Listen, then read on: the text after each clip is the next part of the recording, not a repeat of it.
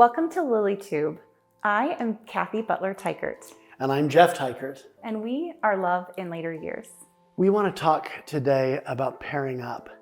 And that means when you become more serious in a relationship or even exclusive and you're moving more toward dating for marriage. We would like to discuss this in three different ways.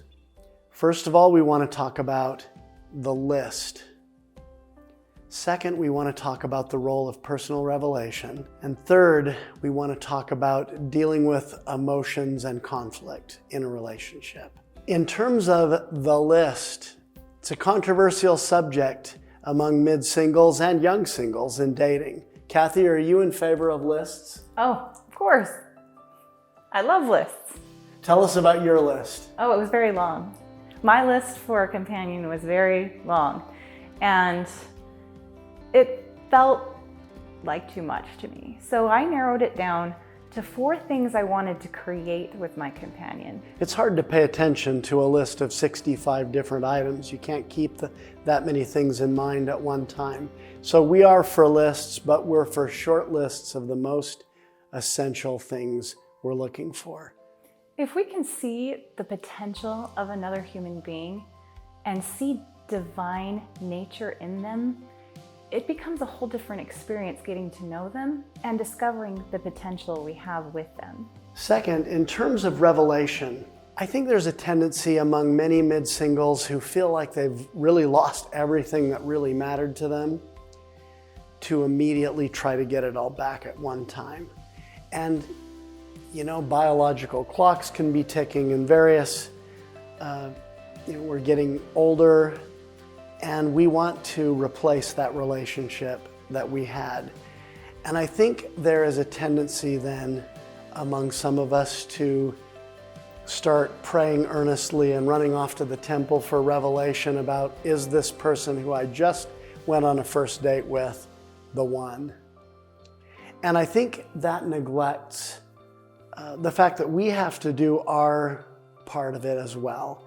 We need to do the work to get to know somebody and to arrive at our own answer before we go and ask God for His. When it comes to revelation, sometimes we don't get answers to our prayers or our inquiries in self-knowing until we make a decision and move forward in that decision and feel peace along the way.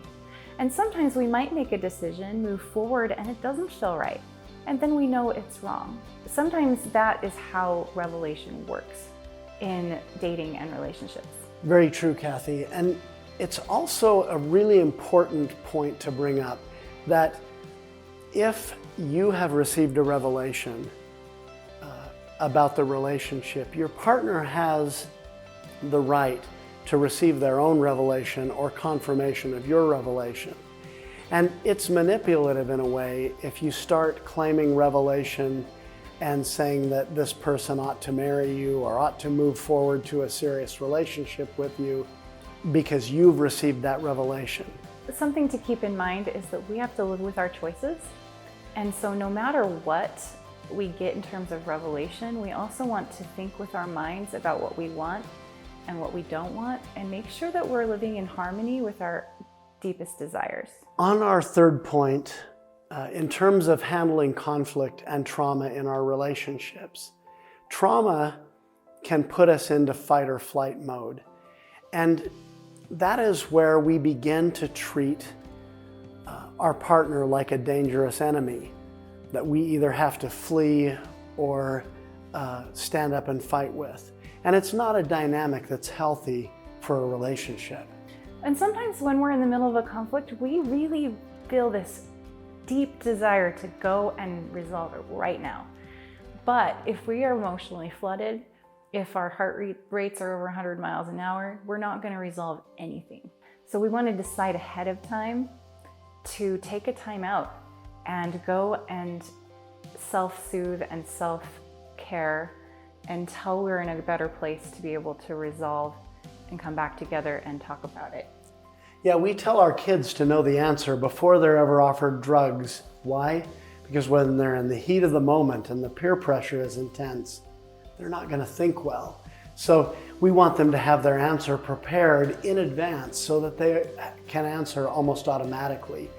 Similarly, we need a procedure in place when we are emotionally flooded so that we don't do damage to our relationships because we're not thinking right in those situations. One thing we can do is agree in advance that either of us can call time out at any moment, and the discussion stops right then. No parting shots, no last words. And then at least 20 minutes, and generally not more than a few hours later, we come back together, say a prayer when we're both feeling calm, and discuss the same subject and resolve it. And Cathy and I have found that this has saved us from many conversations that would have become contentious and perhaps gone on all day or all night long. And we find that if we take a time out and come back together 20 minutes or a half an hour later, we can resolve it in 5 or 10 minutes.